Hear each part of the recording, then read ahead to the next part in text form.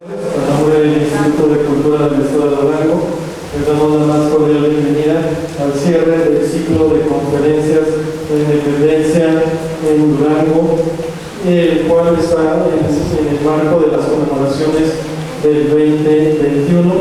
El día de hoy vamos a tener una conferencia titulada La última batalla de la independencia en Durango, a cargo del licenciado Javier Romero, cronista de la ciudad de Durango. Nos acompaña esta tarde la directora general del Instituto de Cultura del Estado, la ingeniera María de Socorro Soto Aramis. Y vamos a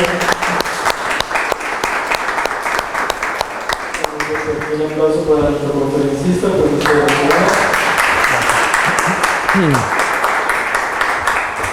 para dar cierre oficial a este ciclo de conferencias, las cuales se estuvieron llevando a cabo todos los viernes de septiembre en diferentes recintos históricos, como este lugar que es el convento del Templo de San Agustín, que fue la sede de esta última batalla de la independencia que se llevó a cabo el 30 de agosto de 1821. Y pues la idea era contextualizarnos en el ambiente histórico donde sucedieron estos hechos tan importantes para nuestro país. Y pues bueno, vamos a proceder a entregar un reconocimiento por parte de la directora a nuestra conferencia.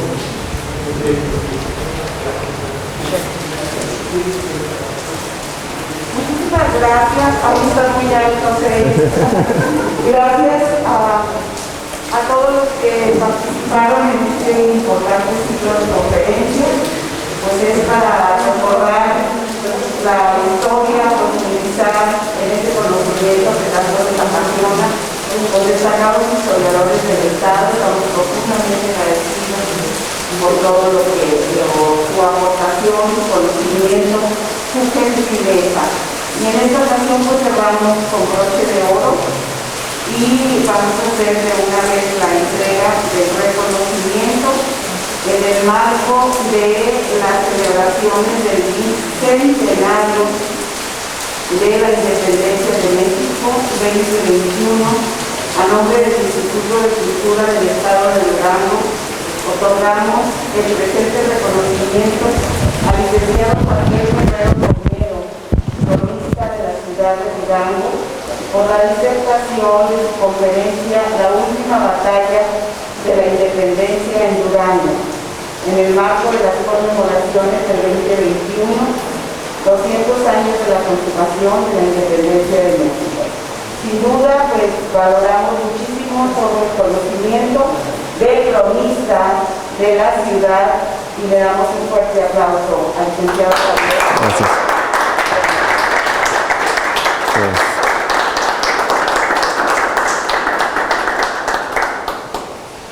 Muchas gracias. Muchas gracias. En el marco de un bellísimo aguacero, y le damos la bienvenida al director del Museo Francisco Villa, licenciado Javier Martínez.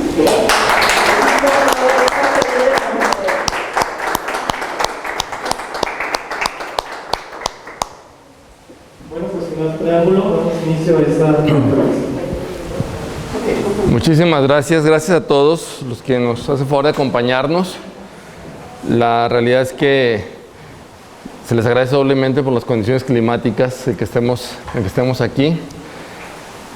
Vamos a hablar de la parte final del proceso de independencia. En este ciclo de conferencias se ha venido hablando desde los antecedentes mismos de la independencia hasta este momento que llegamos a la conclusión y la fase de la independencia. Ahí me encargaron hablar justamente del proceso de la consumación y la última batalla de la independencia. Aunque debo de aclarar que yo he trabajado fundamentalmente la fase de la guerra insurgente. Pero bueno, no deja de uno de trabajar todo el proceso completo, ¿no? Pero bueno, vamos a platicar de la consumación de la independencia, ¿sí? Haciendo un recuento nada más para ubicarnos, no voy a regresar a lo que ya se platicó en sesiones pasadas. La guerra insurgente es todo este periodo que se va desde la conspiración de Valladolid en 1808 hasta la caída y muerte de Morelos en 1814. Ese es todo el periodo de la guerra insurgente, el primer periodo, la primera gran etapa de la lucha de independencia, que está marcada por algunos hitos. La lucha de Hidalgo, que inicia la lucha armada de Hidalgo, que empieza en 1810 y que concluye con la muerte de él en 1811. Luego viene el levantamiento, aquí a nivel local, el levantamiento de los tepehuanos, que se da antes de 1810, ya se platicó en una de las pláticas previas del tema. La conspiración de Puanas, la batalla de Mezquital, que se menciona poco, pero la batalla de Mezquital, que realmente ocurrió en Guazamota, es tal vez el hecho armado de la insurgencia más importante que se tuvo en Durango. El levantamiento de Ventanas es otro hecho prácticamente desconocido. Luego viene el proceso y muerte de los insurgentes y la conspiración de Chihuahua. Eso es todo prácticamente así dicho de una manera muy simplista, el periodo de la guerra insurgente. Después de esto, entre 1814 y 1820, hay un movimiento de guerrilla y resistencia de los caudillos insurgentes. Con la muerte de Hidalgo y después con la captura y muerte de Morelos, prácticamente se pacificó en lo general la Nueva España. Quedaron levantamientos aislados de guerra y resistencia, fundamentalmente en el sur, a cargo de Vicente Guerrero, y hacia el lado de la costa del Golfo, a cargo de Guadalupe Victoria. Si a alguien le debemos en la historia el proceso de independencia, que se haya mantenido un puente entre la insurgencia y la consumación, es justamente a ellos dos, a Vicente Guerrero y a Guadalupe Victoria. Y lo quiero recalcar porque en estos días próximos veremos una serie de celebraciones oficiales en torno a la celebración del bicentenario de la independencia, donde va a desaparecer la figura de Victoria. No está contemplado en el discurso político actual a nivel nacional la importancia que tiene Victoria en el desarrollo de todo este proceso de la lucha y que va a culminar siendo el primer presidente de la República. Vicente Guerrero es el segundo presidente de la República. Sin embargo, ustedes lo van a ver en los medios, todo se va a centrar en la figura de Vicente Guerrero y muy marginalmente de Agustín de Iturbide. No digamos a Guadalupe Victoria hasta borrado, pero yo sí quisiera recalcarlo porque he estado viendo algunos documentos y más de que Victoria prácticamente no existe, no aparece, está en la parte con la lucha con Morelos, pero realmente entre él y Guerrero son los que mantienen la expectativa de la lucha de la guerra insurgente. La guerra insurgente prácticamente termina en 1814 y voy a leer un fragmento de un largo informe que por cierto fue censurado hace poco en un medio de comunicación local. Lo traté de publicar, pero pues no lo publicaron. Un informe de la situación de la Nueva España en 1815. Este informe se escribe por un español radicado en Durango, Juan Antonio Yandiola, donde le está informando al rey lo que está pasando, lo que acaba de pasar, y si no toma medidas, pues que esto se va a reanimar o va a revivir. Lo voy a leer, voy a leer un fragmento, me van a perdonar, pero es importante porque marca justamente la visión que se tenía en Durango de la insurgencia, que se tenía en Durango en ese momento y que nos muestra justamente pues, este carácter realista de la población de Durango.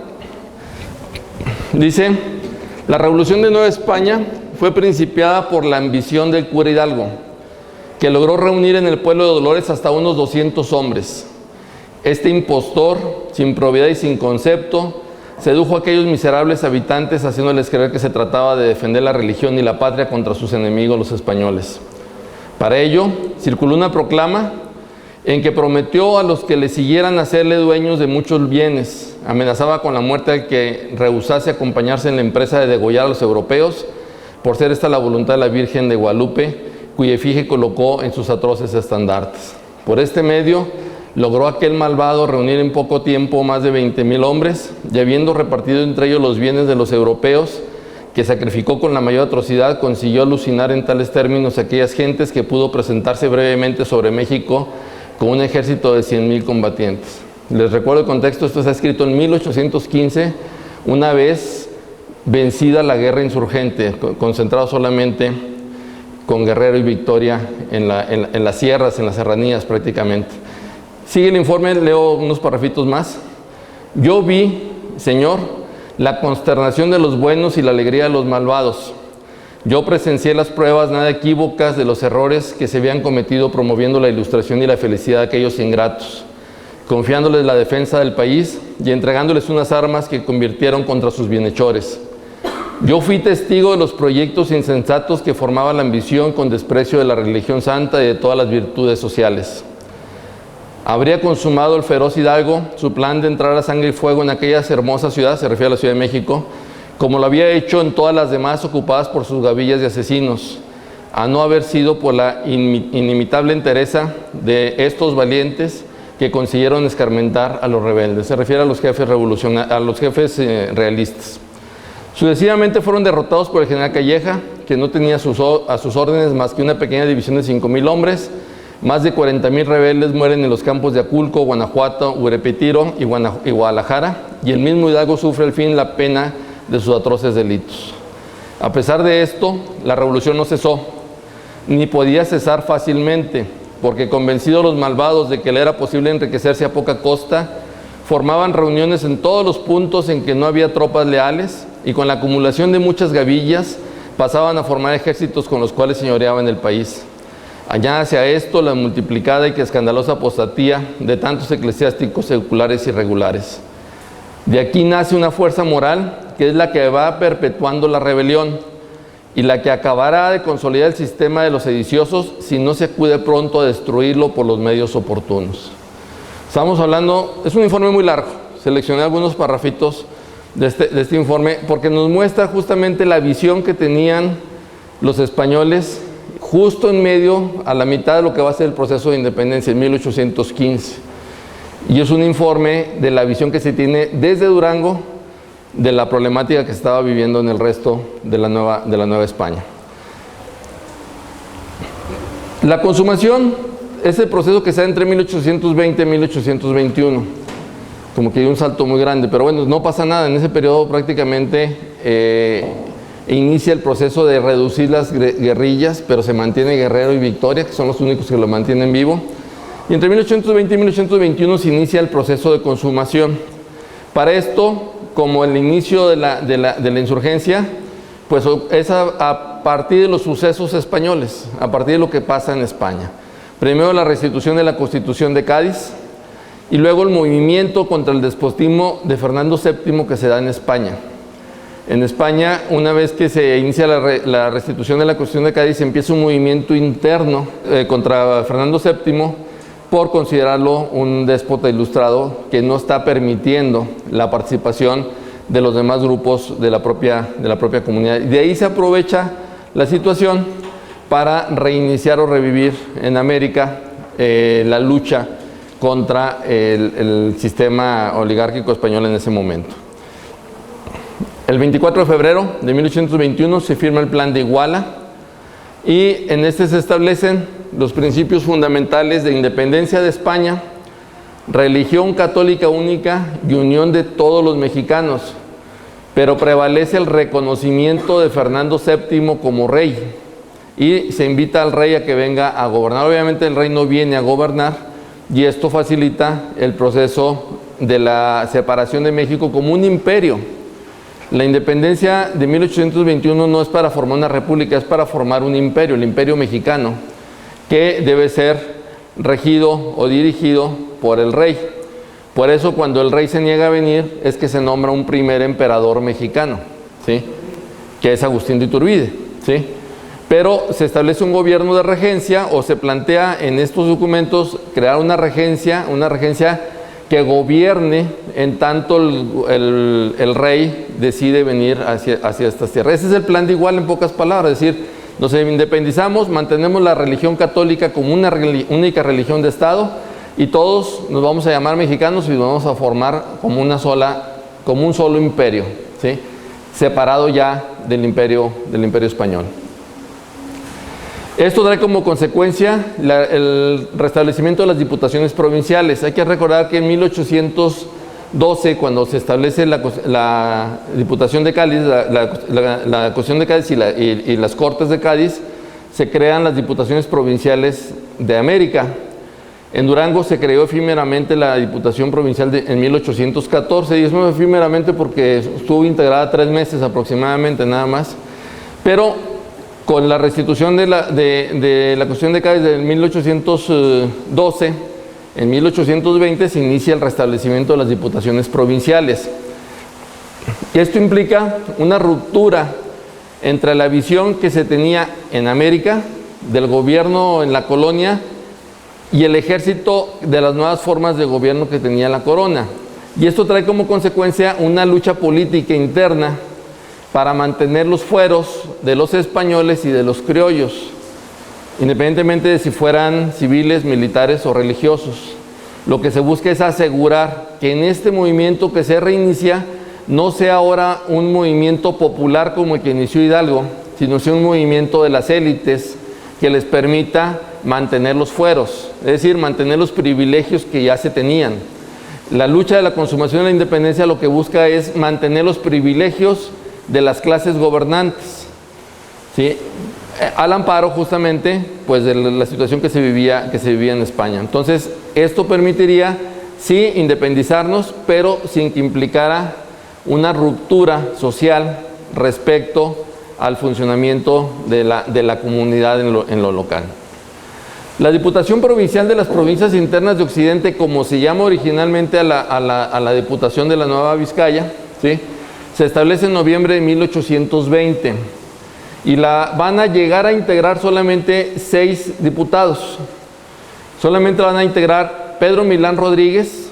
Digo solamente 6 porque no alcanzan a llegar todos los diputados, porque representan regiones y provincias del territorio de la Nueva Vizcaya. Pedro Milán Rodríguez era prebendado de la catedral y él es designado como uno de los diputados. José Ignacio Iturribarría, que era también eclesiástico, era canónigo magistral de la catedral, es designado diputado. Vicente Quiñones, que era cura de la parroquia de 5 Señores, también es designado diputado. Llevamos 3 eclesiásticos de los 6. Lorenzo Gutiérrez fue el representante de Nuevo México, él alcanza a llegar para integrarse.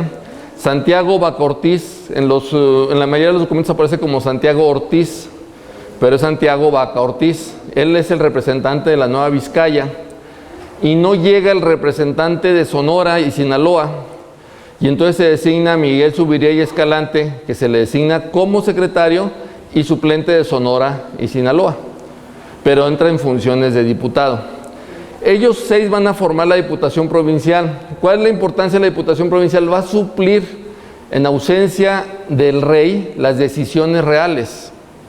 Esa es la importancia que va a tener en un momento la Diputación Provincial. Va a asumir el control del ejercicio del gobierno, de las tomas de decisiones ejecutivas y legislativas, aunque la Diputación tenía solamente funciones legislativas, pero en ausencia del rey, él lo asumía. Obviamente esto implicaba un conflicto con los virreyes, ¿sí?, porque el virrey era el representante del rey. Y ahí es donde empieza a haber conflictos de esta naturaleza en todas las diputaciones. De estos 6, 3 eran abiertamente realistas: Pedro Milán, José Ignacio Iturribarría y Miguel Zubiría. Ellos eran abiertamente realistas. El cura de Nazas, de 5 Señores, no era realista, él era independentista. Vicente Quiñones, Lorenzo Gutiérrez y Santiago Bacortiz eran independentistas. Entonces teníamos una diputación pues literalmente dividida. Sin embargo, podía funcionar porque el objetivo seguía siendo el mismo: conservar los fueros y los privilegios de las clases gobernantes. Ahí llegamos a la última batalla de la independencia, ¿sí? La independencia, a partir de la firma del Plan de Iguala y los tratados de Córdoba, se empiezan a firmar las provincias. Cada una de las provincias empieza a adherirse al Plan de Iguala, que es el plan de independencia, y a los tratados de Córdoba para definir el mecanismo cómo se va a dar esta lucha de independencia, esta independencia, cómo se va a ejecutar. Y paulatinamente las provincias empiezan a reconocer el Plan de Iguala y por lo tanto la necesidad de independizarse de España. La última provincia para variar un poquito, en que reconoce este proceso es Durango. La provincia de Nueva Vizcaya se niega a reconocer el plan de Iguala y por lo tanto pues empieza a haber presiones sobre esta región para poder obligar a que se reconozca el plan de Iguala y poder concretar la independencia. La importancia de la última batalla de la independencia en Durango es porque es justamente la que va a permitir que el 27 de septiembre de 1821 el ejército trigarante entra a la Ciudad de México y declara la independencia nacional. De otra forma no se podía, porque el territorio de la Nueva Vizcaya, que además era el territorio más grande de toda la región, no había aceptado todavía la independencia, no le había jurado la independencia todavía, no se había adherido al plan de Iguala, ¿no? Entonces, la última batalla de la independencia va a tener esa importancia. ¿Cómo se da? Vamos a repasarla brevemente. En marzo de 1821, Agustín de Iturbide le pide a Pedro Celestino Negrete, que tenía fama de que le gustaba el pulque, le pide que deje ya de estar, textualmente dice que esté tirado al tiempo al pulque, ¿no? Que deje de estar en el pulque y tome las armas porque va a ser unos días de campo, porque prácticamente estaban capitulando todas las capitales, y le pide que tome las armas y avance sobre Guadalajara para tomar la capital del reino de la Nueva Galicia, ¿sí? Y entonces él va el 13 de junio de 1821, logra proclamar la independencia en Guadalajara sin resistencia, porque era lo que estaba pasando prácticamente en casi todos lugares. Llegaba el ejército independentista, se sumaban las fuerzas vivas y se tomaba la plaza sin más problema. En Guadalajara casi sin resistencia, sin embargo sí tuvo resistencia previa a la toma de Guadalajara por el general Domingo de la Cruz. General Domingo de la Cruz, José Domingo de la Cruz, se le ordena que se repliegue a Durango y tome el control de la plaza de Durango. Él lo hace el 4 de julio de 1821. Es decir, del 13 de junio de 1821 que cae Guadalajara, José Domingo de la Cruz es trasladado a Durango y el 4 de julio de 1821 toma la plaza, llega y toma el control de la plaza realista para defender la capital de la Nueva Vizcaya, el territorio de la Nueva Vizcaya del movimiento independentista. Se le ordena entonces a Pedro Celestino Negrete que vaya a tomar Durango. Y bueno, José de la Cruz llega aquí primero, asume el mando, fortifica la ciudad, se prepara para resistir a los independentistas, no quiere que le pase lo que pasó en Guadalajara, ¿sí? Y se genera una pequeña oposición local, que la van a formar prácticamente 4 líderes locales. Pablo Franco Coronel, de quien no tenemos muchas noticias de él; Francisco Fernández Félix, por si le suena el apellido, hermano menor de Guadalupe Victoria; Gaspar Ochoa, yerno del conde de Súchil; y Andrés Sañudo, uno de los principales comerciantes de Durango y trabajador de Juan José Zambrano. O había trabajado con Juan José Zambrano y había muerto para entonces Juan José Zambrano. Entonces, si se dan cuenta, la oposición local pues es una oposición de criollos y de españoles que están en favor del proceso de la independencia y que van a asumir, van a tratar de inhibir la presencia de José Domingo de la Cruz en Durango. Sin embargo, pues, el ejército realista es un ejército fuerte, llega, se establece, y esta oposición no va a hacer grandes efectos. Un mes después, el 4 de agosto de 1821, Negrete llega a las orillas de la ciudad de Durango. El 4 de agosto se establece como cuartel general la casa anexa del Santuario de Guadalupe, que es la que se ve ahí, porque ahorita tiene actualmente una casa nueva que se hizo acá a principios del siglo XX. En esa casa, la casa que era la casa de descanso de los obispos, ahí se establece el cuartel general de Negrete y establece a las tropas en los llanos del Santuario de Guadalupe, que es la explanada de los insurgentes. ¿Sí? Toda esa parte ahí acampa el ejército insurgente, se establece y empieza a establecer comunicados con el general de la Cruz para pedirle que capitule, que no es necesario un enfrentamiento de armas, que capitule. Finalmente la lucha es similar, es la misma, pero no cede, el general no cede, al contrario, se atrinchera más, refuerza sus trincheras y se toman posiciones para la batalla. Aquí en rojo marcamos cuáles eran las posiciones que tenía el ejército realista. Al norte, el cuartel de la Acordada, para que lo ubiquemos, esta es la actual calle Gómez Palacio, y esta es la calle Hidalgo, esta es la calle Independencia. Entonces, acá estaba el cuartel de la Acordada, ahí se establece un punto de vigilancia, porque los insurgentes, recuerden que estaban establecidos en la explanada, entonces desde ahí los tenían vigilados. Y se toman como puentes principales de defensa el convento de San Agustín, donde nos encontramos actualmente, más ahí nos vemos, miren, ahí estamos. El convento de San Agustín, el Cerro del Calvario, la catedral, y toman como punto también el antiguo, lo que es el ex cuartel Juárez, que no era cuartel entonces, que era la antigua fábrica de telas, ¿sí? El Real Obraje famoso.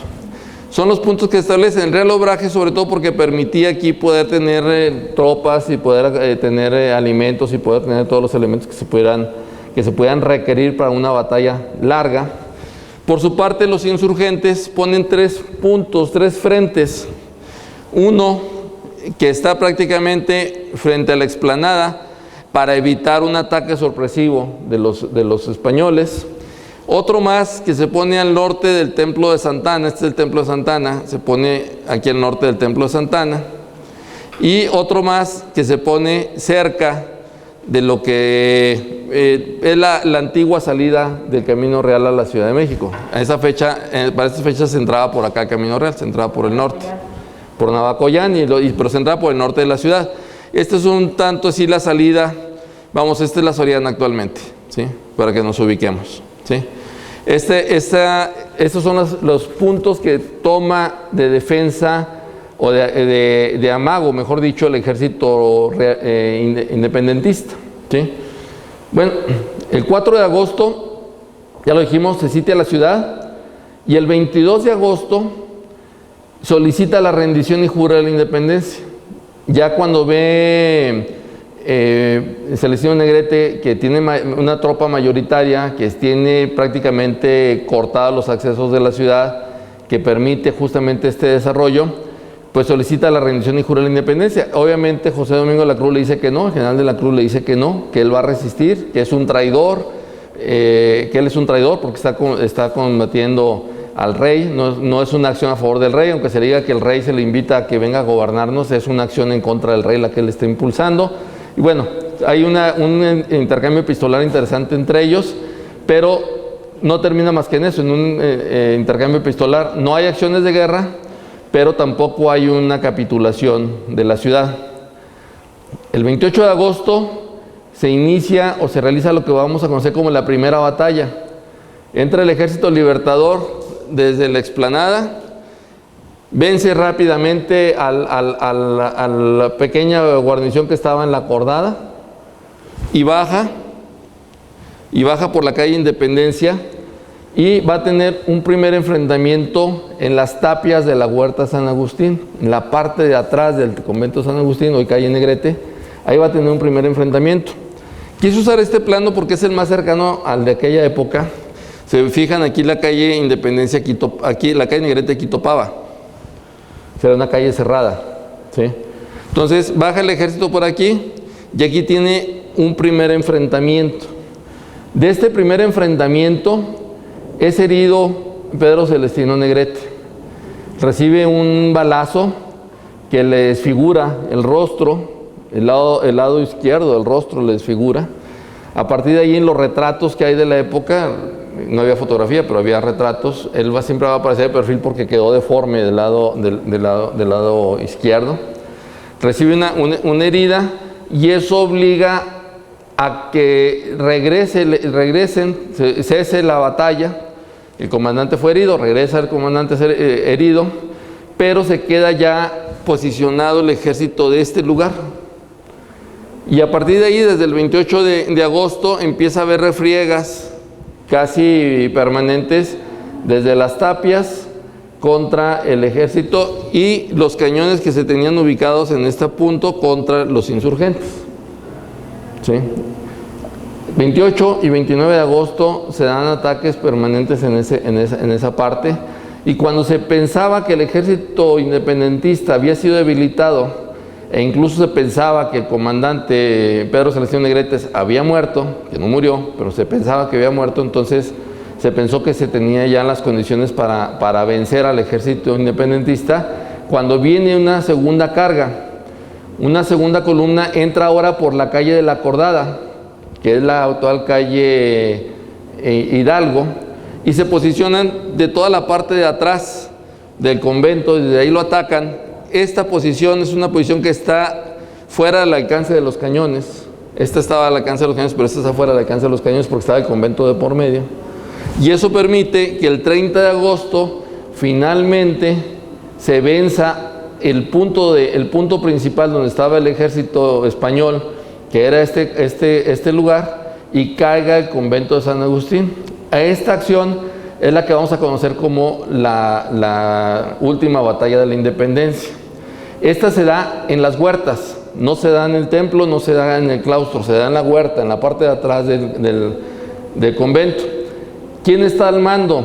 Pues se pone en mando el general Sebastián Verdejal, quien se queda a cargo del ejército porque Pedro Celestino Negrete está herido. Y entonces Sebastián Verdejal es quien se hace cargo y dirige la batalla que va a vencer a los españoles. Y lo recalco porque a Verdejal nadie lo menciona en ninguna parte de la historia local. Quien realmente concretó la lucha de la independencia. ¿Cómo se dio? Pues desde estos dos puntos que mencionamos se dieron los ataques. La defensa se daba desde la huerta y desde las accesorías de la parte de atrás del convento y desde el templo. El templo no era era el templo anterior que circula ahí en varias fotografías, era un templo más chiquito. No tenía la altura de esta torre, tenía una torre muchísimo más bajita. Pero desde ahí se dan la batalla. Finalmente, al vencerse este punto, cae junto se corta el abasto del Cerro del Calvario, pierde ya eficacia, y entonces entra el ejército, se desplaza por la calle actual calle Independencia, y se dirigen tanto por la calle Negrete, por la calle 29, se dirigen hacia el siguiente punto, que es la catedral, que es el punto donde se concentra el resto del ejército realista. Finalmente, la catedral cae el 3 de septiembre, ¿sí? O sea, la batalla se prolongó hasta el 3 de septiembre y con ello se consuma la independencia de Durango. Pero cae el ejército, ahora viene el proceso de reconocimiento de la independencia, que es la parte final y que la hace. No, duró 3 días, del 28 de agosto al 3 de septiembre, 5 días. 6 días, porque agosto trae 31 días, ¿sí? Duró 6 días la batalla, desde el 28 de agosto hasta el 31 de septiembre, es el tiempo que dura la batalla, aunque la acción definitoria fue el 30 de agosto, por eso se señala que es el 30 de agosto, la fecha de la última batalla de la independencia. En el sentido estricto fue una batalla de 6 días, que fue la más prolongada que ha tenido la ciudad de Durango, también hay que decirlo. Ni en la revolución, en 1913, la batalla fue tan prolongada como la que se dio en esta fecha.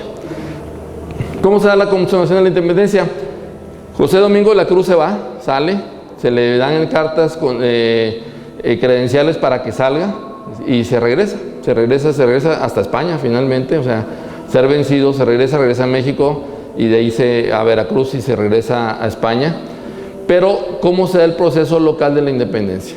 El 9 de septiembre se hace la ceremonia de jura de la independencia aquí en la ciudad de Durango. Hasta el 9 de septiembre, aunque la ciudad cayó el día 3, pues había que hacer los preparativos y convencer y hacer las negociaciones políticas, porque finalmente fue un acto político, para lograr la jura de la independencia. La jura de la independencia se hace totalmente a la usanza española, estamos independientes de España, pero se hace totalmente a la usanza española, con vestidos de gala, estandartes, masas, etc. Es una ceremonia totalmente europea la que se celebra aquí en la ciudad de Durango. y es precedida por el coronel Verdejal. Felipe Ramos es alcalde de la ciudad y es el primero en reconocer la independencia y jurar la independencia. Felipe Ramos era el albacea de Juan José Zambrano, para irlos ubicando los personajes que van a hacer la independencia de Durango, ¿sí? Era español, radicado en Durango, y que era la albacea de la testamentaria de Zambrano. Y junto con él, todos los integrantes del ayuntamiento juran la independencia. La Diputación Provincial, de los 6 diputados de la Diputación Provincial, solamente Pedro Milán Rodríguez no la jura, la juran todos los demás, pero él se niega a jurar la independencia, pero son mayoría, por lo tanto la Diputación Provincial también la reconoce, y esto permite que se dé lectura al Plan de Iguala, que eso es lo que consistía prácticamente la jura. Y el juramento era muy sencillo, lo voy a leer porque es muy bonito. Juráis observar la santa religión católica, apostólica y romana, y ya todos decían, sí, juro. Juráis defender y hacer guardar la independencia de este imperio, observando para ello la paz y unión de los europeos y americanos, con arreglo al plan del señor primer jefe, don Agustín de Iturbide. Sí, lo juro. ¿Sí? Juráis la obediencia al señor don Fernando VII, se adopte y jure la constitución que haya de hacerse en las cortes de esta América septentrional, y ya. Esa era la jura de la independencia, ¿sí?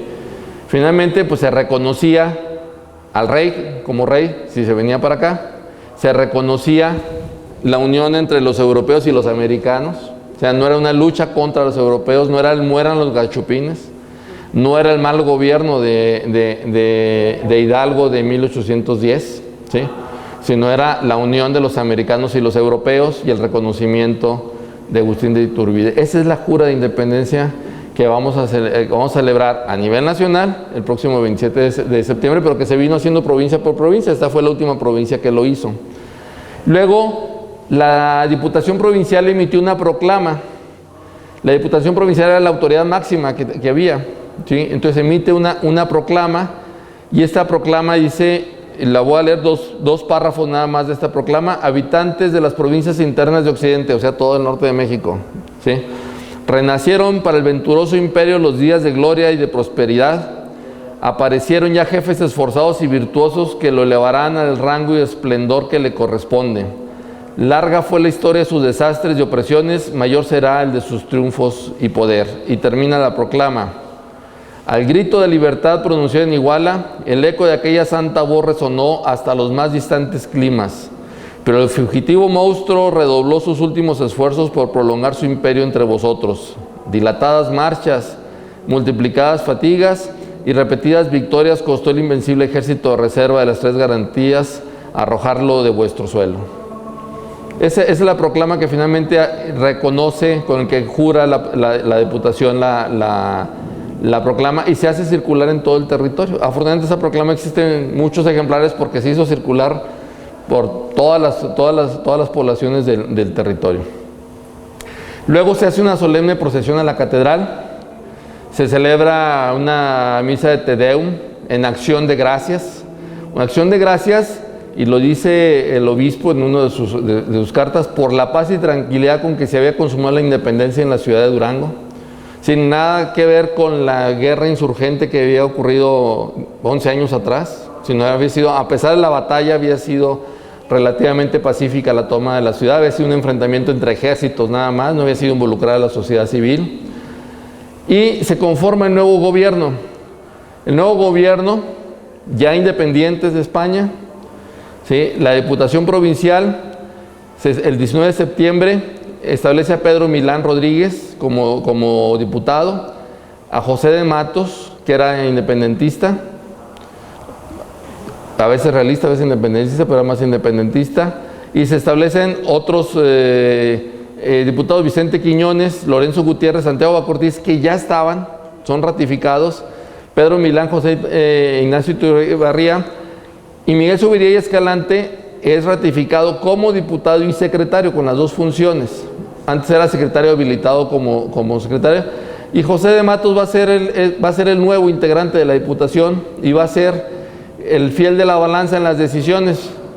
Algunas decisiones, de acuerdo a los libros de actas de la Diputación, son a favor del pensamiento realista, otras son a favor del pensamiento independentista, entonces no hay una definición clara de José de Matos hacia qué parte estaba. Pero esa es la Diputación Provincial, se dan cuenta, la misma Diputación que había antes de la jura de la independencia. El 21 de septiembre se nombra Mariano Herrera intendente de Durango. Mariano Herrera, que no tiene nada que ver con el doctor Mariano Herrera, que después va a formar una dinastía aquí en Durango en el siglo XIX. Mariano Herrera había sido alcalde de Chihuahua y había sido un conspirador en Chihuahua. ¿Sí? Mariano Herrera lo nombran intendente de Durango. Él radica en Chihuahua, pero bueno, lo nombran intendente de la provincia. A Mariano Urrea lo nombran jefe político y gobernador militar interino. Mariano Urrea era militar realista, de los que habían participado en la defensa de la ciudad, que después va a ser padre de José Cosme Urrea, el famoso héroe del ejército mexicano en la lucha contra los Estados Unidos en la primera mitad del siglo XIX. Él participa en el intento de defensa o contra la independencia de Texas, etcétera, etcétera, el hijo de Mariano Urrea. Felipe Ramos, que ya lo mencionamos, era el albacea de Zambrano, él es nombrado alcalde de primer voto. Alejo García Conde, quien era el comandante general y jefe de la provincia, era el comandante militar, fue quien desde 1810 organizó todo el proceso para la ejecución de Hidalgo. ¿Sí? Bueno, pues ese era la conformación, como se fue conformando el nuevo gobierno. Y el 24 de septiembre se emite un nuevo bando en el que se le pide a todos los que no han jurado la independencia, a todos los funcionarios que no han jurado la independencia, que la juren o voluntariamente se vayan. Se les van a dar las cartas credenciales, se les va a extender su pasaporte para que puedan salir sin ningún problema, ¿no? Entonces sí se le pide a quien quiera permanecer, que permanezca, pero quien no jure la independencia, la condición es que jure la independencia, que acepte el plan de Iguala y se sume a la independencia. La mayoría lo hace, solo algunos pocos no lo hacen y deciden retirarse. La comandancia general, la intendencia, el gobernador y jefe político gravitan todos alrededor de la Diputación Provincial. La Diputación Provincial era la autoridad máxima que había en la región, por eso era importante la conformación de esta diputación. En 1822 se dan los primeros grandes cambios en el gobierno local. La comandancia general, que se encarga de los asuntos del orden militar, la intendencia, Mariano Herrera, es sustituido por Juan Navarro, un español radicado aquí en Durango. Como intendente es nombrado Juan Navarro. El gobernador y jefe político, Mariano Urrea, que lo mencionamos, era conspirador de Chihuahua, es sustituido por Ignacio Corral, quien llega a establecerse aquí en la ciudad de Durango. Y la Diputación Provincial, ya vimos, permanecen los 7 diputados de la Diputación Provincial que señalamos anteriormente. El 29 de enero se eligen diputados constituyentes al Congreso General, porque se establecía el plan de independencia, que se conformara un Congreso General para organizar el poder legislativo del nuevo imperio, de la regencia. ¿Sí? ¿Quiénes son los integrantes de Durango al Congreso General? Los miembros de la Diputación Provincial son 2, Santiago Bacortiz e Ignacio Iturribarría, es decir, un realista y un independentista. Algunos antiguos conspiradores invitan a Mariano Herrera, a Gaspar Ochoa, yerno del conde de Xúchitl, y a Antonio Alcalde, yerno también del conde de Xúchitl. Y eclesiásticos, a Juan Francisco Castañiza, el más realista de todos los realistas que había, el marqués de Castañiza. Y algunos personajes de las élites, Juan Antonio Castaños, yerno del conde de Xúchitl, Antonio Gamiochipi, comerciante vinculado con Zambrano, y Gaspar Pereira, cuñado de Zambrano. Si se dan cuenta, son las mismas élites las que fueron a formar parte de la consolidación de la independencia. Estamos hablando de 1822. Antes de esto, el 5 de octubre de 1821, y agradezco mucho este documento que me hizo llegar Enrique Sada, este documento es una cordillera que manda la regencia. La cordillera es la correspondencia que se manda en serie. Se manda y se va mandando esa misma a las diferentes poblaciones, se copia y se turna a la que sigue, a la que sigue. Ahí está, no se cansa de leer, pero esta es la lista de todas las poblaciones que van desde la ciudad de Durango hasta Parras, todas las poblaciones a las que se manda esa cordillera. Hay varias cordilleras, la misma cordillera enviada varias veces, pero esta cordillera en esencia dice lo siguiente. Dice: la soberana Junta Provincial Gubernativa del Imperio Mexicano, considerando que desde el momento en que de esta juró solemnemente su independencia de España, debe emanar del mismo la justicia y demás funciones públicas, ha tenido a bien habilitar y confirmar a todas las autoridades con la calidad de ahora y con arreglo al plan de igual y tratados de la Villa de Córdoba para la legitimidad del ejercicio de sus funciones respectivas. ¿Qué significaba eso? Todos los funcionarios públicos que actuaban en el poder y que hubieran jurado el plan de Iguala y se hubieran adherido a los tratados de Córdoba, eran ratificados en sus cargos. Esa fue la consecuencia final de todo el proceso de consumación de la independencia. Es decir, todos los funcionarios fueron ratificados en sus cargos.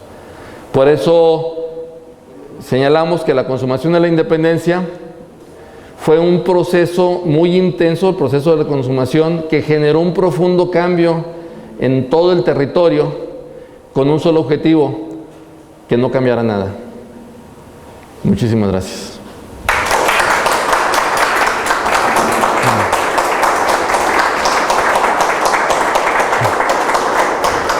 No sé si haya preguntas.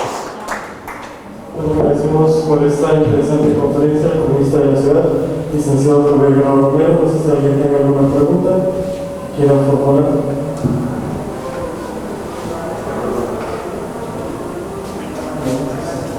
Si no hay preguntas, pues con esto damos por terminado este ciclo de conferencias sobre el papel de Durango en la independencia de México en el marco de las conmemoraciones del 2021. Muchas gracias. Gracias a todos.